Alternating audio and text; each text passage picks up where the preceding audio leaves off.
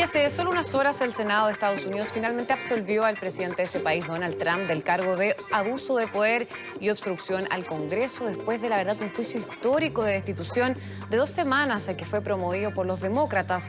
Hablamos de esto y del polémico discurso también de Estado de la Unión de Trump con el académico y director ejecutivo de la consultora Infoaméricas, Patricio Zamorano, directamente desde la ciudad de Washington. Patricio Zamorano, digo. ¿Cómo estás, Patricio? Muy buenas noches.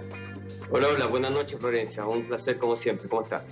Igualmente, Patricio Zamorano. Cuéntame, ¿cuál es el ambiente en Washington tras esta histórica absolución del presidente Donald Trump? Bueno, es un ambiente mezclado porque efectivamente, como tú señalabas, no hubo sorpresa. Era imposible que los demócratas obtuvieran 20 votos para llegar a los 67, que son los 2/3 que pide la Constitución de los Estados Unidos para remover al presidente de la República. Así que no hubo sorpresa en cuanto a eso, aunque hubo gestos, como tú señalabas, y algunos de los informes que hemos visto en estos minutos, algunos gestos políticos importantes. El hecho que, por ejemplo, que Nancy Pelosi, que es la presidenta de la Cámara de Representantes, la Cámara Baja, rompiera en pantalla atrás de Donald Trump un borrador del discurso del presidente, eso fue un gesto bastante fuerte, que un poco fue la respuesta al hecho de que Trump no saludó a una autoridad importante como es la presidenta de la Cámara Baja, ¿no? Justamente como represalia a todo este proceso de impeachment, de acusación constitucional del que fue víctima por estos últimos meses, ¿no? Así que, y también hubo sorpresa por el caso de Romney, el senador ex candidato presidencial, fue el único republicano y pasa a la historia como el único republicano que votó a favor de por lo menos uno de los artículos de abuso de poder presidencial dentro de esta acusación constitucional y que rompió mínimamente esta división bastante partidaria entre republicanos y demócratas, ¿no? Claro, ¿nos podría explicar el detalle de cada uno de estos cargos, tanto de abuso de poder en contra del presidente Trump y también de obstrucción al Congreso? Así es. Bueno, y está en el meollo del fracaso del Partido Demócrata, ¿no? Porque lo que pasó el día de hoy representa un poco yo te diría, un error estratégico, puesto que el segundo artículo de obstrucción al Congreso fue hecho principalmente por el hecho de que la Casa Blanca y Donald Trump le ordenó a muchos de sus funcionarios a no participar y no ir al Congreso para declarar en este juicio político. El caso de Bolton y otros más que están fuertemente involucrados en varias faltas, crímenes o la posibilidad de crímenes. El Partido Demócrata, en vez de obligar a estos funcionarios a través de las Cortes y especialmente de la Corte Suprema, obligarlos a testificar, dejaron el proceso ahí y acusaron al presidente Donald Trump de obstrucción al Congreso por negarse justamente a esta participación. Yo te diría que eso fue un error que podemos ver ahora, puesto que habría que quizás haber intentado a través de las Cortes ese proceso y haber expandido este juicio político incluso más. Pero el Partido Demócrata quería aprobar estos artículos antes de Navidad del año pasado. Así que, y el primer artículo, el de abuso de poder presidencial, tiene que ver con el hecho de que Donald Trump exigió al presidente de Ucrania ayudarle a su candidatura, investigando a su contrincante político Joe Biden, contrincante presidencial, so pena de no recibir casi 400 millones de dólares en ayuda militar, ¿no? Así que los hechos están. Donald Trump nunca los negó, no hay ninguna duda que lo hizo, no hay ninguna duda que es un acto criminal, pero que para los republicanos simplemente era una acusación política. Entonces, efectivamente, los hechos fueron declarados, están comprobados. El hecho es que el Partido Republicano no se abrió, excepto un solo voto, para apoyar la remoción de Donald Trump de la presidencia. Perfecto. ¿Y quién es finalmente el gran perjudicado con este juicio político? ¿Los demócratas, los republicanos, Trump, Biden? Yo te diría que el más perjudicado sin duda es el Partido Demócrata y Nancy Pelosi, expuso su capital político de una manera importante, aunque no está todo dicho. Hay que recordar que los procesos de fiscalización de la Cámara de Representantes continúan y es posible que incluso se insista en llamar a testificar especialmente a Bolton. Bolton es el funcionario que está intentando publicar un libro donde revela claramente que Donald Trump le pidió derechamente que se presionara al gobierno de Ucrania a que investigara a Joe Biden y no entregarle estos 400 millones de dólares. Ese hecho puntual está está dentro de ese libro y no hay ninguna duda, y los demócratas hoy día ya lo anunciaron, autoridades importantes que van a continuar con el proceso de fiscalización. Pero sin duda que es un quiebre importante para Nancy Pelosi, que expuso mucho su capital político en un voto que ya sabíamos que era imposible lograr 20 votos más del Senado en una sociedad tan polarizada como la de los Estados Unidos, ¿no? Y Patricio, ¿qué finalmente buscaba entonces el Partido Demócrata? Y si lo más probable era que el presidente Trump fuera absuelto, que no se iba a prosperar esta acusación en el Senado de Estados Unidos, por lo tanto, ¿qué buscaban? ¿Enloar su imagen para la campaña electoral o qué? Si no iban a sacar nada concreto, no iba a ser destituido el presidente. La idea era un poco difundir información comprometedora, información pseudo-criminal al borde de lo legal en que estaba involucrado Donald Trump dentro de este contexto de la acusación constitucional. Pero como tu propio informe, el que escuchábamos, ha señalado, hay otra buena noticia para Donald Trump, porque la última encuesta Gallup eleva un poco su favorabilidad, que venía muy bajo. Es el peor presidente evaluado en la historia contemporánea de los Estados Unidos, pero subió algunos puntos. También el tema de la economía aún sigue bien.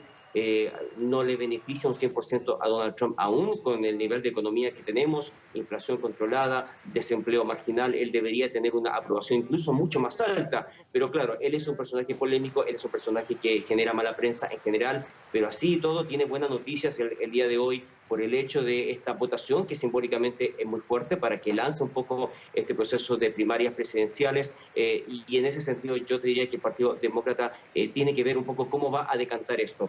Cuando pasó, y este es un dato importante que te quiero dar, Florencia, el anterior juicio político, impeachment contra Bill Clinton también tuvo un pequeño repunte justamente cuando quedó libre de cargos dentro del Senado, pero 2 meses después vino una caída en su porcentaje de aprobación y volvió a los niveles de aprobación que tenía antes del juicio político. Entonces, vamos a ver si eso pasa con Donald Trump, que se suba en la ola del éxito durante este mes o el próximo mes o próximos 2 meses, y luego quizás caiga un poco en su aprobación. Eso es lo que vamos a ver en las próximas semanas, ¿no? Claro, y finalmente con esta votación se agotaron todas las opciones por parte de los demócratas para poder destituir a Donald Trump. Eso es lo que te señalaba recién, no se agotan para nada, es totalmente posible. ¿Pero si cuántos meses podría volver a haber otro recurso judicial? En cualquier momento, la Cámara Baja y el cargo importante de Nancy Pelosi, ella decide los plazos. Así que si hay otro tipo de hechos graves, si se sabe de otra conversación que se filtre, si hay otro tipo de criminalidad o falta administrativa en que está involucrado Donald Trump, es posible que se haga una nueva acusación constitucional. Es decir, este proceso no significa que él no pueda enfrentar otros. Y como señalé al principio de la entrevista, es posible también que otros funcionarios que no testificaron por esta obstrucción de Donald Trump al Congreso, es posible que se les obligue ahora a través de las Cortes. Entonces, no te quepa duda que esta administración, por la forma en que hace política, puede generar otro tipo de eventos polémicos. Así que esto no termina acá, sin duda. Perfecto, Patricio. Te quiero invitar a que revisemos un ambiente justamente de cuando Donald Trump ingresa al podio en la Cámara del Senado y deja a Nancy Pelosi, la presidenta de la Cámara de Representantes, con la mano extendida. Veamos por un momento el ambiente y luego seguimos comentando.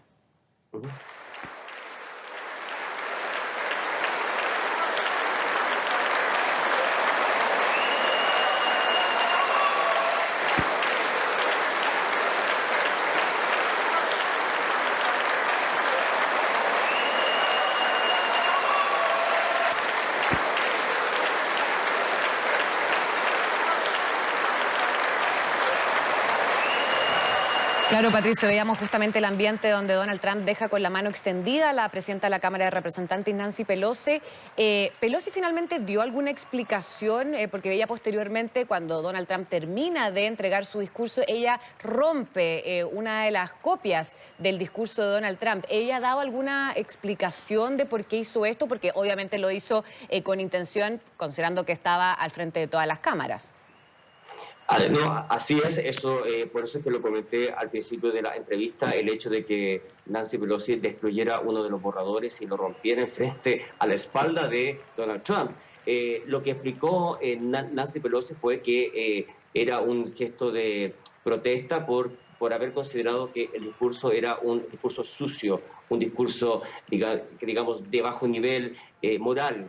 y se explicó concretamente por el hecho de que Nancy Pelosi representa a California. Y Donald Trump fue muy duro con California durante su discurso de la Unión ayer. La criticó por muchos temas, entre ellos el tema de la inmigración, el hecho de que hay muchas ciudades santuario, entre ellas San Francisco, y Nancy Pelosi pertenece o representa, perdón, a esa área. Entonces, efectivamente, yo diría que Nancy Pelosi lo tomó como un golpe personal, estas alusiones muy negativas a California, que como estado tiene muy mala relación con Donald Trump. Donald Trump ha amenazado varias veces con quitar ayuda federal a California si no cumplen con, digamos, con sus designios, porque California ataca a través de las cortes muchas de las medidas, especialmente anti-inmigración, que ha planteado Donald Trump. Así que esa es un poco la explicación, Florencia.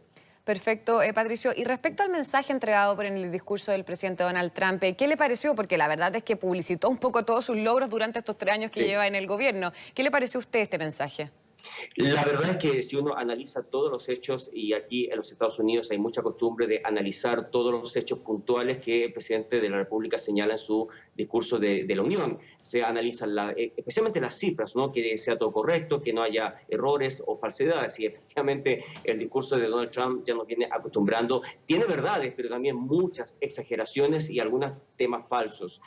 También toma crédito, yo diría que lo principal, toma crédito de mucho del mejoramiento económico que ya venía desde Obama, y lo toma él como propio. El tema del desempleo, que ya venía muy bajo desde Obama, el tema de la inversión, el tema del rol de los Estados Unidos en cuanto a su propia producción de petróleo y gas natural. Eso ya venía de antes. Y otros temas importantes, él exagera muchos logros económicos que no están así. El hecho, por ejemplo, de los salarios. No es cierto que los salarios han explotado, es incluso lo contrario, se han estancado bastante. Ha habido un ligero crecimiento, pero muy marginal, pero los salarios de los trabajadores siguen siendo muy bajos en los Estados Unidos. Y así, muchos hechos un poco dentro del estilo de Donald Trump, ¿no? Que le gusta exagerar muchos temas o atribuirse muchos éxitos que realmente no le corresponden un 100%. Pero por lo menos fue un tono más positivo. Él ha hecho otros discursos previos en que ha sido muy negativo, que ha pintado una imagen muy negativa de los Estados Unidos. Así que este año marcó una diferencia importante, puesto que presentó una visión un poco más positiva, un poco más optimista hacia el futuro cercano dentro de la campaña presidencial en la que él está participando, ¿no? Claro, y también, bueno, Venezuela definió un poco, fue bastante protagonista justamente en este discurso con la presencia del presidente encargado Juan Guaidó. Esto podría de alguna manera, o sea, ya la está tensando, el régimen de Nicolás Maduro ya acusó y denunció agresiones por parte del gobierno de Donald Trump. ¿Esto podría tensionar aún más las relaciones entre estos dos países? Sí, bueno, ya son relaciones bastante perjudicadas. Lo que destacó la prensa, ese fue uno de los hechos que la prensa, especialmente el New York Times, Washington Post, declararon como falso también el hecho de señalar que Guaidó es el presidente plenipotenciario o legítimo total de Venezuela, cuando efectivamente son 50 naciones las que reconocen a Guaidó y el resto del planeta, más de 150 países, incluyendo las Naciones Unidas, aún siguen reconociendo a Maduro como presidente. Eso fue un poco lo que se destacó en la prensa de los Estados Unidos, pero sin duda que fue un golpe comunicacional fuerte de Donald Trump invitar a Guaidó y ofrecerle todo su apoyo en cámara en el discurso más visto del presidente de los Estados Unidos en todo el año. Así que sin duda que fue un esfuerzo importante de Donald Trump para apoyar la causa de Guaidó, ¿no? Perfecto, Patricio Zamorano. Muchas gracias por este contacto directo desde la ciudad de Washington. Y con esto nosotros ya nos empezamos a despedir. Muchas gracias por habernos acompañado y nos vemos mañana en una nueva edición de Mundo Plus Hoy. Muy buenas noches.